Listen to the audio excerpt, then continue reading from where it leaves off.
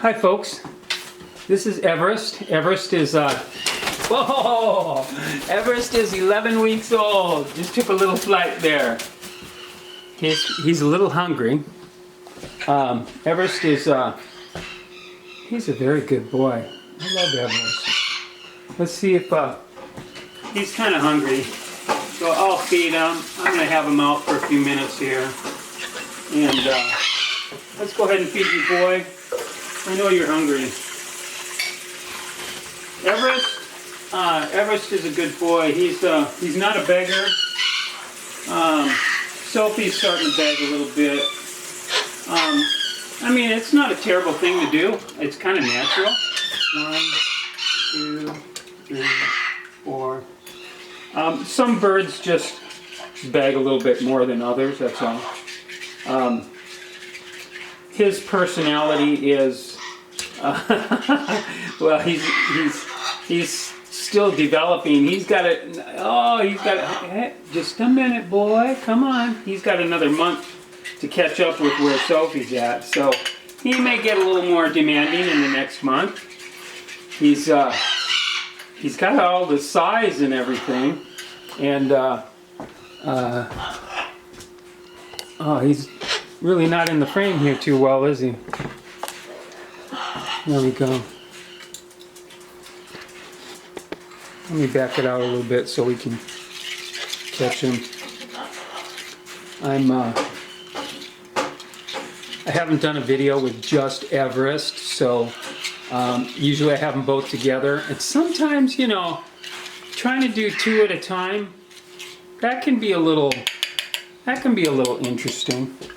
Let's get my just mix the food. Let me get my where is my temp gun? I use this Klein Tools infrared thermometer, and then I mix with my fingers to make sure I don't feel any hot spots. He's hungry. Come on, boy. It's a good boy. Yes, you are. Okay, let's do this. Let's do this.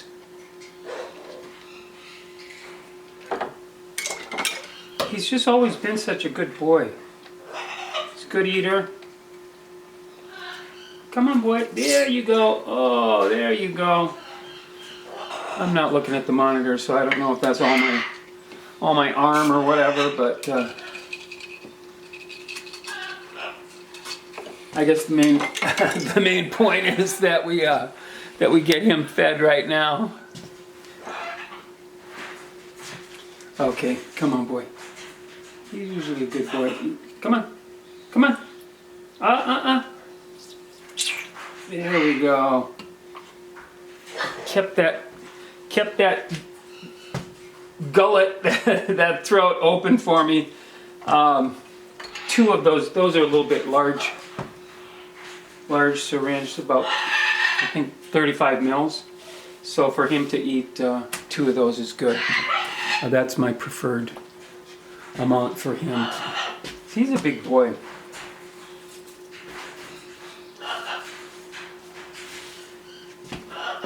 Need a little bit of mess here. Let's clean that up. We didn't get you too dirty here, did we? We didn't get your beak too messy. Come on, let's see.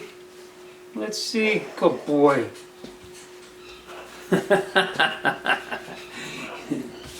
He's a very good boy. His hatch date was 12/20, and today is March 7th. So yeah, and he was actually hatched on a Wednesday, I think. So he just turned 11 weeks old. And for those of you who are now don't watch it through all the hours of my videos, the weaning age is I know for those of you who watch all the time, you probably get tired of me repeating myself on some of this stuff, but around 18 to 20 weeks. So he's got basically about 2 months before he can go home. So you're definitely getting a baby that could not go home any sooner than what you would be getting. So, you know, I train them to get up on this little stand out of the cage for when I'm feeding. He'll walk right to it and get on it, and then they get used to this. You know, they can. I mean, I'll go at my hands too because he'll step up on my fingers too. You want to step up? Up. Good boy. Okay, down. Down. He doesn't know down too well.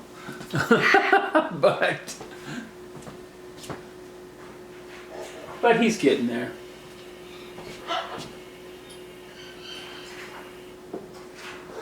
Yeah, his nails are kind of sharp. Let's see if we can put this. This one's not working.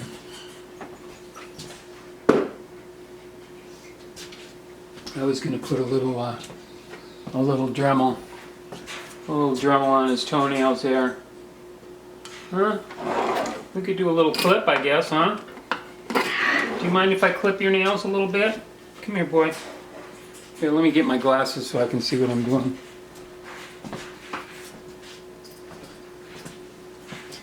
Do you mind if I clip you a little bit?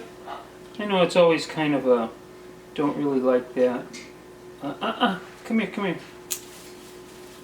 Yeah, that's good. Good boy. Come on, let me see. Let me see this one. We'll just get the tip. That's okay. Good boy, good boy. Come on, let's get this one. Come on. Good boy. Yes, you're a good boy. Yes, you are. Let's get this last one. Come on, come on. Good boy. Yes, you are my good boy. Yeah, clipping toenails is kind of, it's not the most fun thing to do because they don't really like it, so. Yeah, come on. Let's see if we get this other one. Yeah, I know. Okay. That wasn't too bad. Huh? That wasn't too bad. You're such a good boy. Let's get this, see if we get this last one here.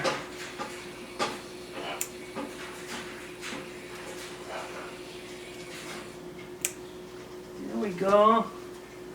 Let's get one more on that foot. Just this one. Come on, let's get that one. There we go. Good boy. All right, we did it.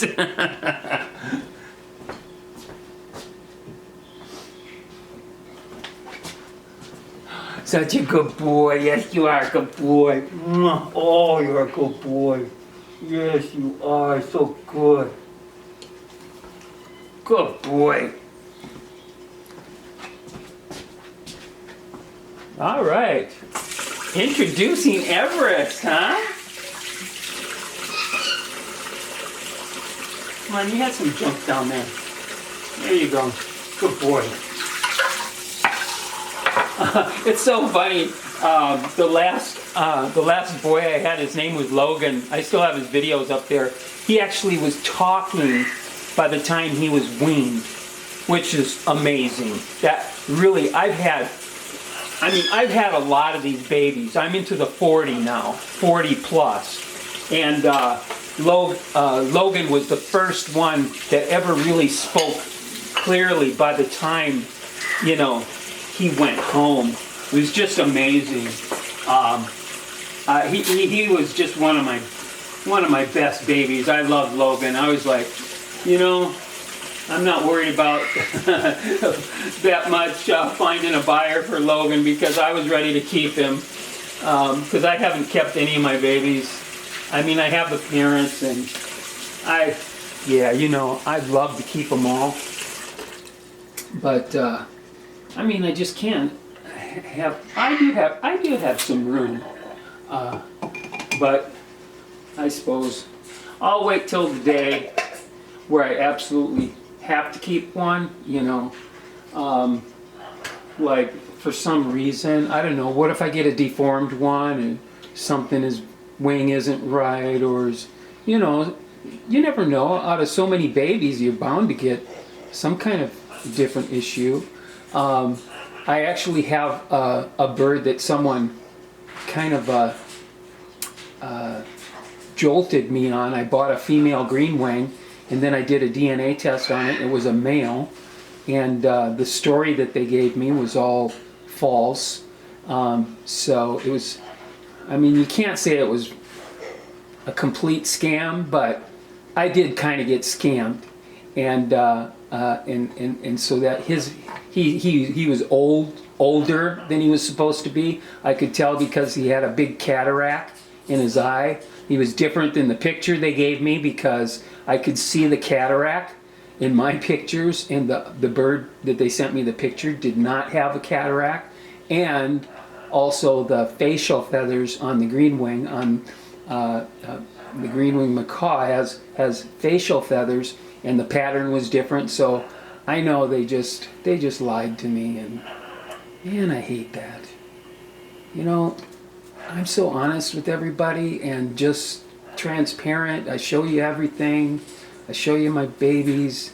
Even in a bad situation, it's like, we didn't know how he was gonna, you know, behave right now, clipping his nails like that. Was he gonna reach down and try to bite me, or was he gonna, you know, screech and howl and, you know, flap away, fly away? It's like, I mean, we take chances, you know, right? So this is what you see is what you get.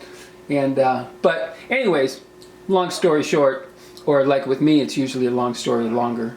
But what happened was that I took Poppy and just decided I didn't want to try to hassle about returning him, getting a refund, partial refund, and all this stuff, because I didn't want him to go back to those same broker sellers, and they were in Florida. And I just said, I said, you know what? I'm just going to provide him a good home. So now I've got an extra green wing without a mate. But what I did was I put him next to a cage next to Josie, who was a hyacinth of mine that lost a mate. And so now, and Josie I always thought was a female because of the sellers told me Josie was a female because of the deformity in her foot. And they said, yeah, the female has a deformity in her foot. So I always recognized that this was a female. I did a DNA test, and before I was going to trade her, and then it came back male. So it's like, I think the previous sellers had that wrong. They thought this was the female, but it was the male. And the pair actually had, 15 babies. So they were a valid pair. They were just older, and I bought them at a reduced price just to actually maybe help my younger pair of hyacinths learn what it's like to be a true pair. And so anyways, long story short, Josie and Poppy, the green wing, are now together in a cage. They befriended each other, and which I kind of like, and they're basically like retirement. They're in retirement. They're not going to be breeders, and they're not going to be pets. They're just they're in retirement. They're in their retirement home, and that's me. So I'm going to take care of them for the rest of their lives, or my life, whichever comes sooner. It'll probably be me than them. I don't know. We'll find out. But and I talk to my kids about what to do with my birds. When I die. And I guess when I get a little closer, I'm not feeling like I'm going to die anytime soon. But when I get a little closer, we'll solidify those plans. And I think a lot of people do that with birds that live a long time. You think about it, it's like, how can I prepare for their future?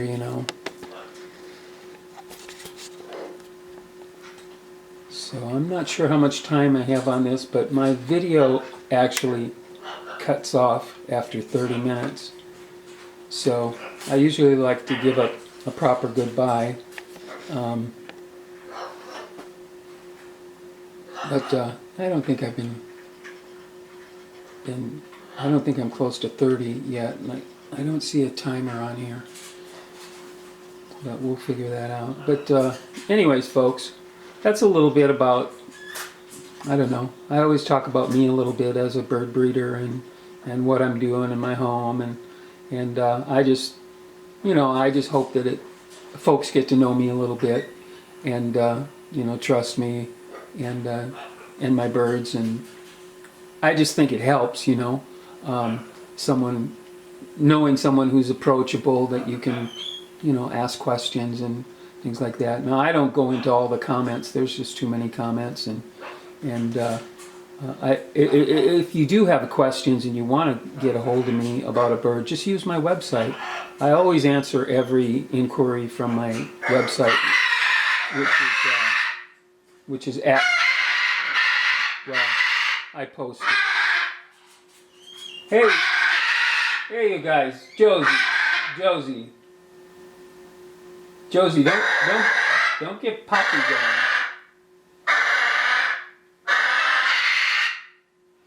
So that's the retirement crew.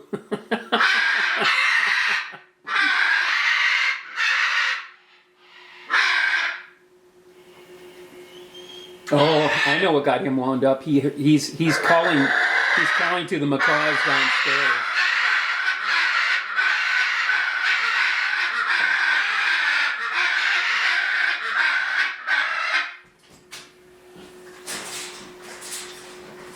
I'm just going to ask you nicely. I'm going to ask you nicely to please be quiet, okay?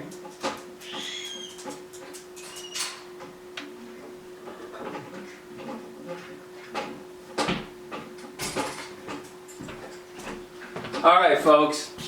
That's enough of me carrying on for today. But we got a good shot to a good little time slot here to watch Everest and introduce you to him without being paired up by Sophie and distracted by by her. It's like, oh, are you noticing that I trimmed your nails a little bit? They're not bleeding, so I didn't go too far, but they do. If you do go too far, they'll let you know. So, all right, folks, that's it for today. I want to thank you for listening, and thank you for watching.